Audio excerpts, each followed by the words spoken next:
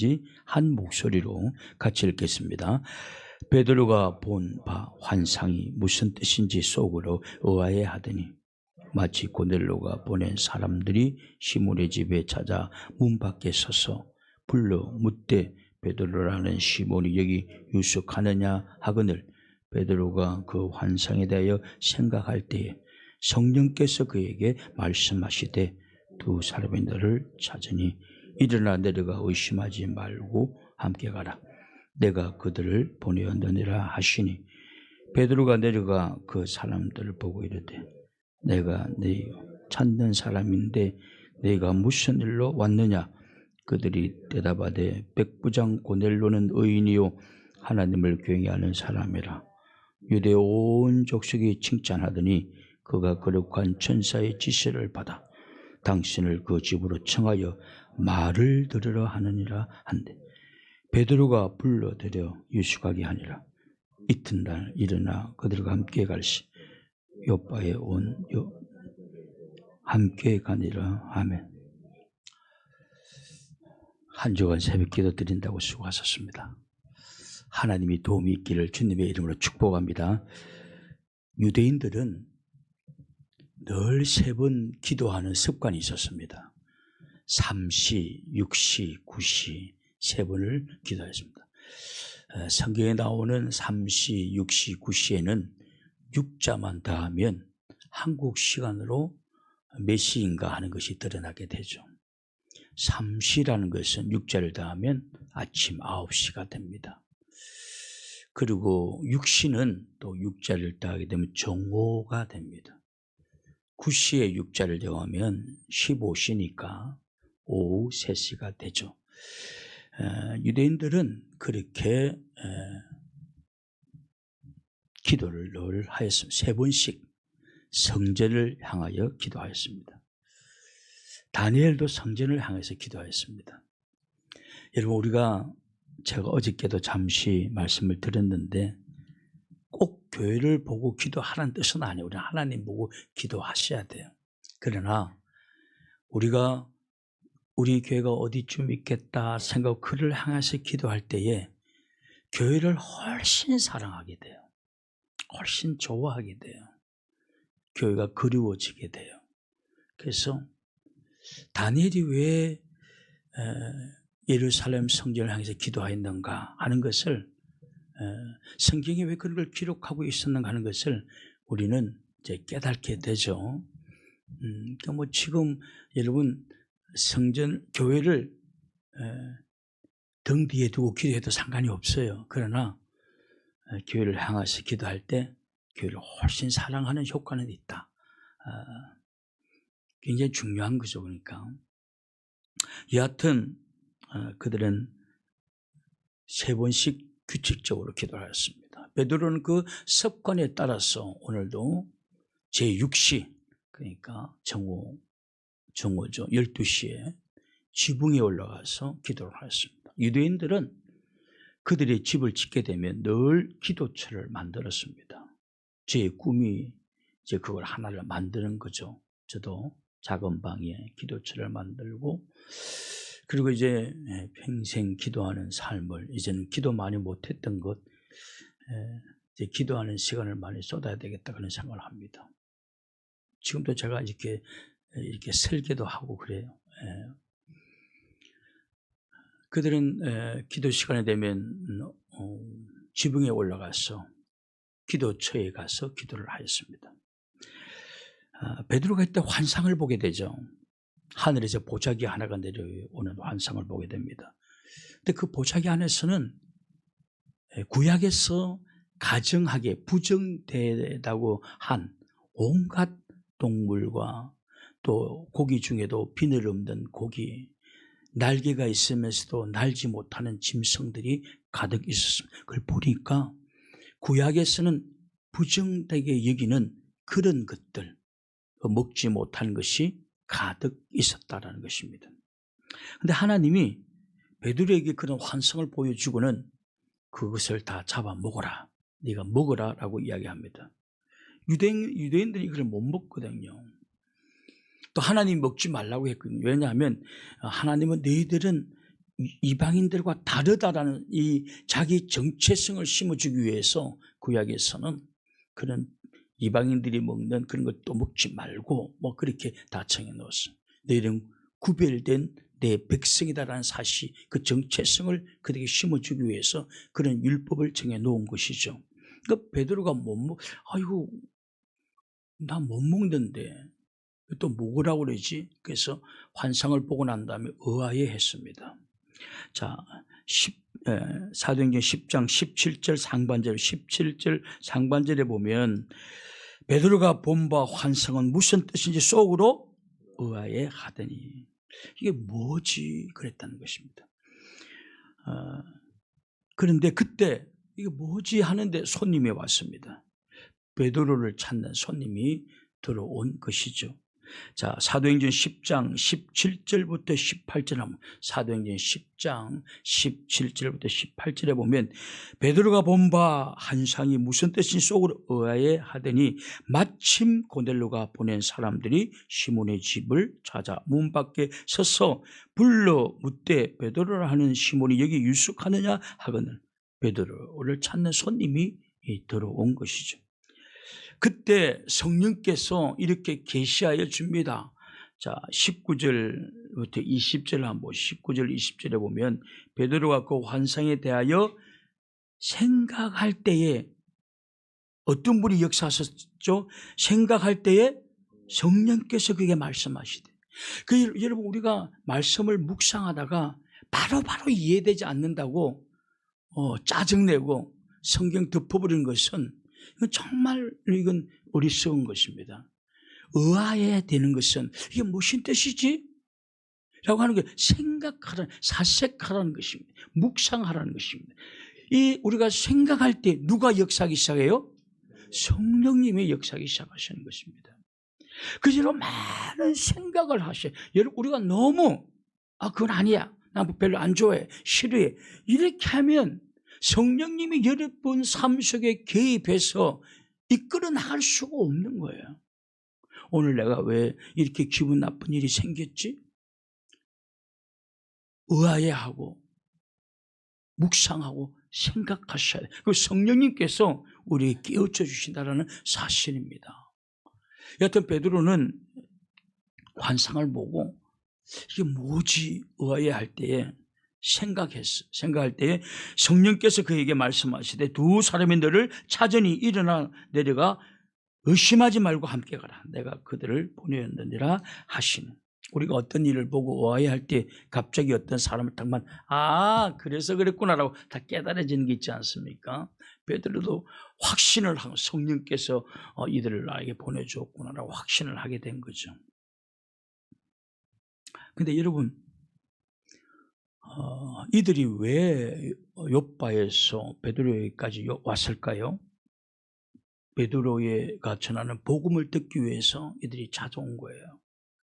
여하튼 베드로가 묻습니다. 너 어떻게 왔느냐라고 묻습니다. 그들의 대답은 이랬습니다. 22절에 보면 이런 말씀이 나옵니다. 그들이 대답하되 백부장 고넬로는 의인이요 하나님을 경외하는 사람이라. 유대 온 족속이 칭찬하더니 여러분 하나님을 경외하는 사람들의 진짜 하나님을 경외하는 사람들은 여러분 열매가 뭐냐면 칭찬이에요. 그 사람 대단한 헌신자야. 정말 기도의 사람이야. 중성자야. 너무 정직해.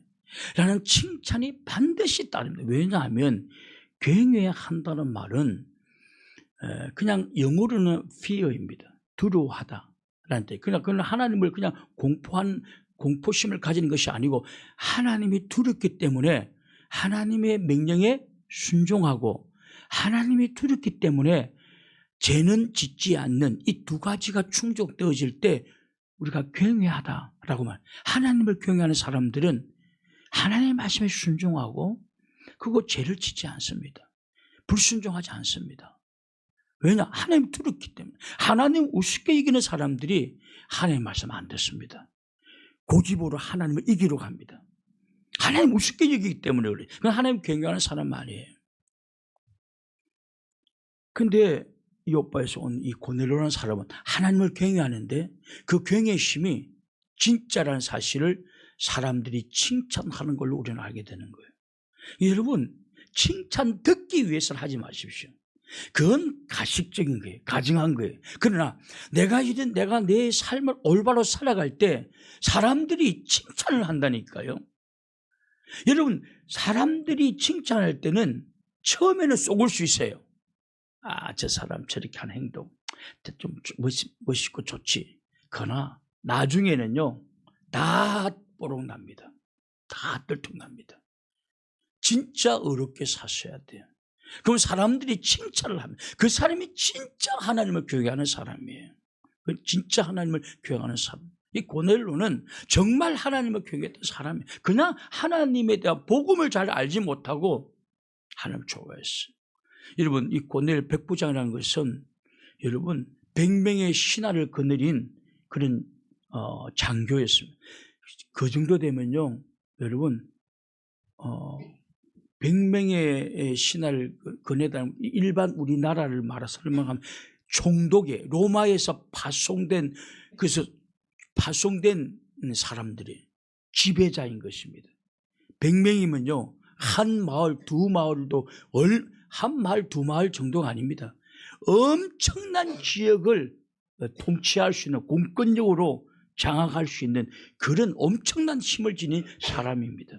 우리가 일제 때 헌병 한 명이 여러분 마을 전체를 감당했어요.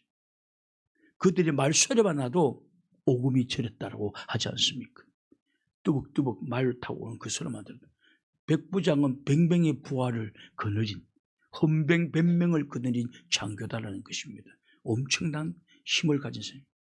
이 사람이 보통 이 개종될 때는요, 로마 사람들이 개종될 때는 여러분 그 교회사에 보면 다 타락된 삶을 살아가는데 유독 경건하게 살아가는, 거룩하게 살아가는, 도덕적으로 살아가는 한 부류가 있었다는, 그 기독교 신자였어요. 그래서 고넬로 같은 사람들이 야, 저들이 믿는 종교는 진짜다. 그래서 막연하게 하나님을 동경하였다는 거예요. 그래서 동경하고 하나님을 경외했는데 어느 날 정말 저들이 전하는 복음을 듣고 싶은 거예요. 그래서 고넬로도 늘 기도하는 도중에 환상을 받고 베드로를 초청하라 라는 환상을 보게 되고, 베드로도 제6시에 기도하다가 그들을 따라가라, 그들을 의심하지 말라, 그렇게 말하죠. 따라가게 되는 거죠. 여하튼 제가 다시 다 읽겠습니다. 그가 거룩한 천사의 지시를 받은 당신을 그 집으로 청하여 말을 들으러 하느니라 한데, 고넬로라는 분이 있는데 그분이 복음을 듣기 위해서, 당신의 말을 듣기 위해서, 기독교가 뭔지 듣기 위해서 그렇게 청하였다. 요새 보니까 여러분 유튜브는 거의 기독교가 장악하다시피 하고 있는데, 종교적으로 보면 불교도 이제 막 뜹니다. 이제 스님들이 뜬다고. 그들이 하는 말들을 보면 황당하죠. 불교는 아니지 기독교를 너무 모르고 하는 소리죠. 그럼 저는 거기다 문자를 꼭꼭 답니다. 꼬박꼬박 답니다. 근데 여러분, 이게 무슨 의미가 있겠냐 했는데 몇 번 달고 난 다음에 그들이 더 이상 내가 문자를 달았던 사람은 더 이상 유튜브에 안 나오는 걸 봅니다.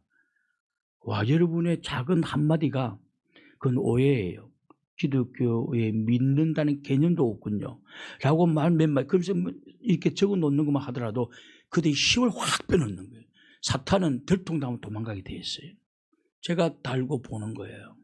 또 어떤 분은 달아도요, 절대 포기 않고 하는 사람이 있긴 있어요.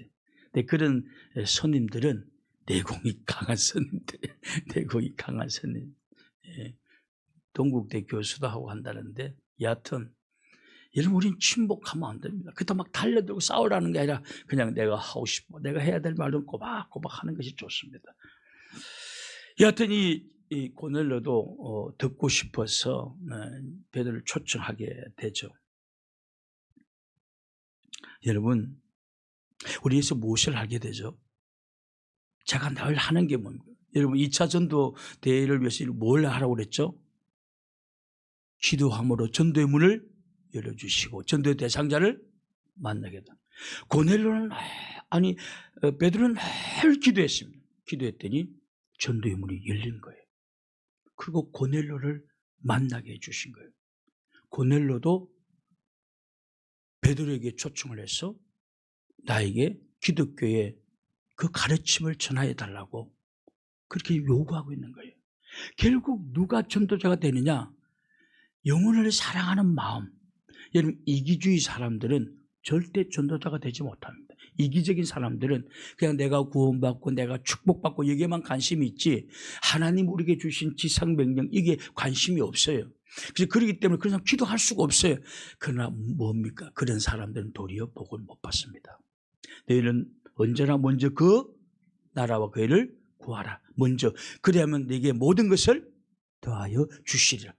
여러분, 이 순서를 잊어버리고 살아가는 이 순서를 잊어버린 이유가 너무 이기적이어서 그렇습니다. 우리가 너무 이기적이라는 사실입니다.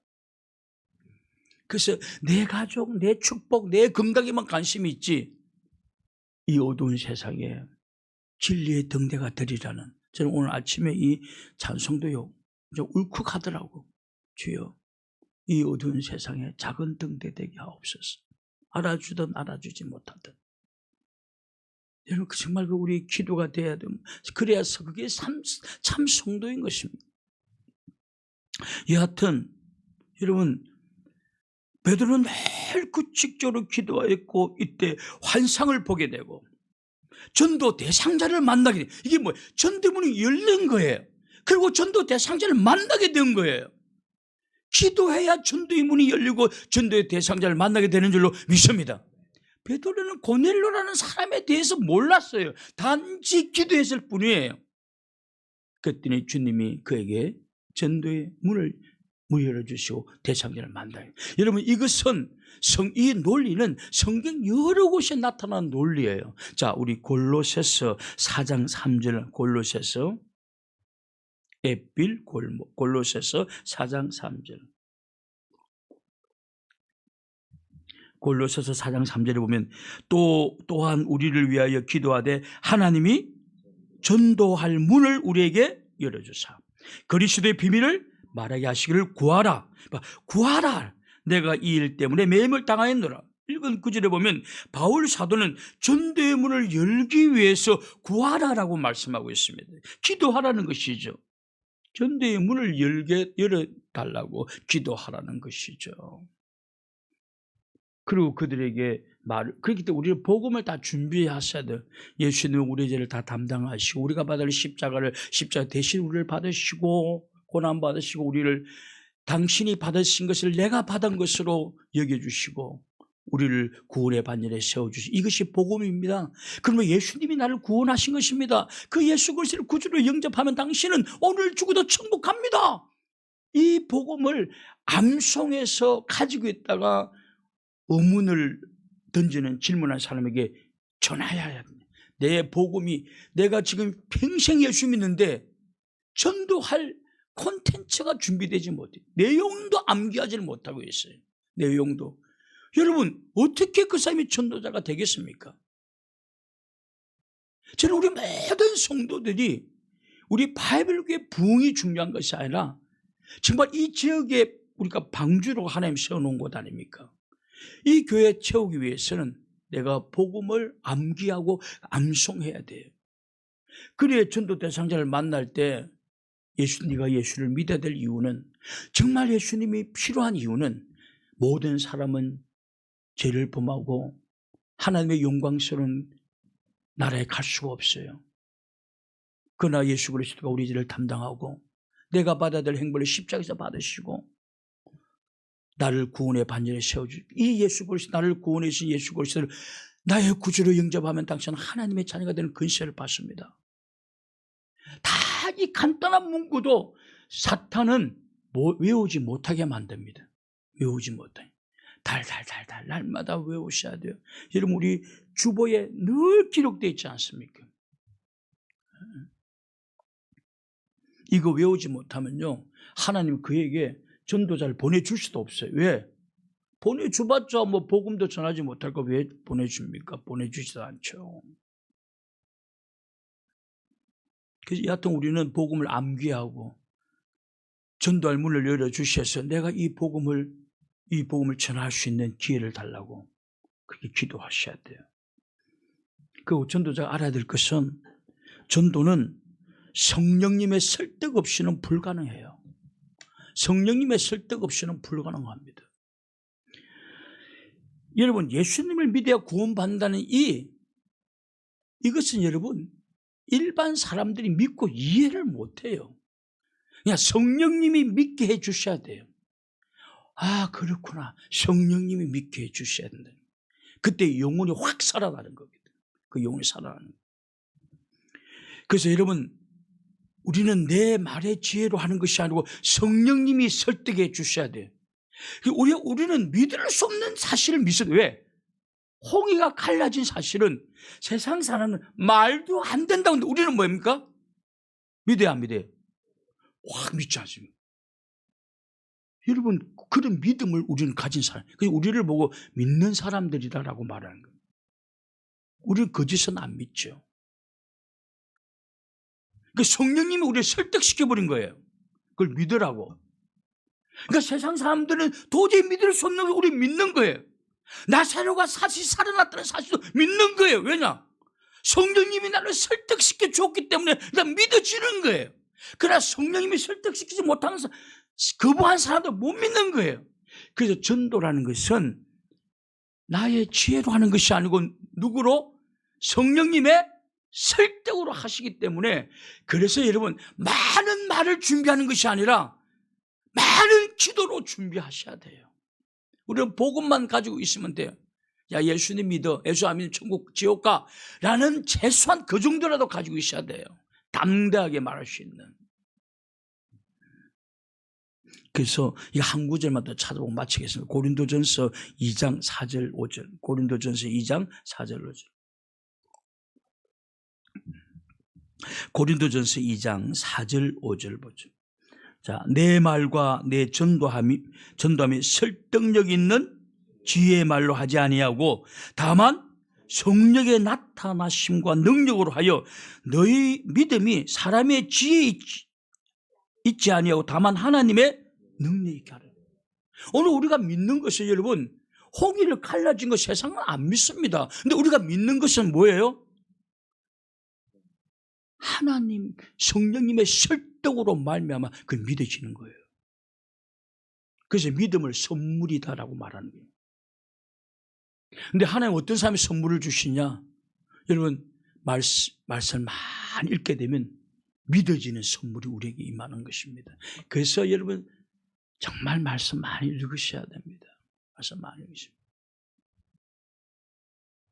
저는 아침에 오늘도 한 3시 못 돼서 2시 한 40분에 일어났는데, 일어나면 몇 시인가라는 걸 좀 이렇게 보고 그 다음에 바로 들어가는 게 잠언 24장, 오늘 24일이니까 24장 한 2-3번 읽습니다. 2-3번 읽고 그 다음에 전도서, 어저께는 전도서 한 4장까지 읽었는데 오늘은 좀 짧게 한 5장, 오늘 한 장만 읽었습니다. 전도서도 참 은혜롭습니다. 너무 은혜롭습니다. 너무 많은 걸 깨닫게 해줍니다. 오늘은 사람들이 다 바람을 잡으려고 한다. 뭔가 잡으면 행복을 주고 막 다 바람을 잡으려는 것 같다는 바람을. 오늘 이 바람을 잡으려고 발버둥 친다는 거예요. 발버둥 친다는 거예요. 의미 없는 짓을 하고 있다는 사실이죠. 여러분, 복음은 인간적인 설득으로 되는 것이 아니에요. 말의 지혜로 되는 것이 아니다. 성령의 역사만이 가능한 거예요. 그러므로 전도자는 기도하셔야 돼요. 많은 말을 준비하기보다는 많은 기도가, 여러분 자녀를 구원하려면 많은 기도가 필요합니다. 여러분 이웃을 구원하려면, 가족을 구원하려면 많은 기도가 필요해요. 성령님이 설득시켜야만이 믿어지는 역사가 나기 때문에 그렇습니다. 바라기는 기도로 전도의 문을 열고 성령님의 설득으로 전도의 열매를 맺는 그런 삶을 살아가는 하나님의 전도자들이 다 될 수 있기를 주님의 이름으로 축원합니다. 우리 함께 통성으로 한번 기도합시다.